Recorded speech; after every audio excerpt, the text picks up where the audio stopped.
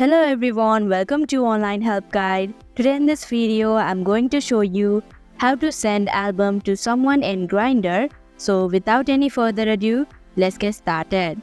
First of all, open Grindr application. Click on the inbox option in the bottom section of your screen. Open the chat of the person to whom you wanna send.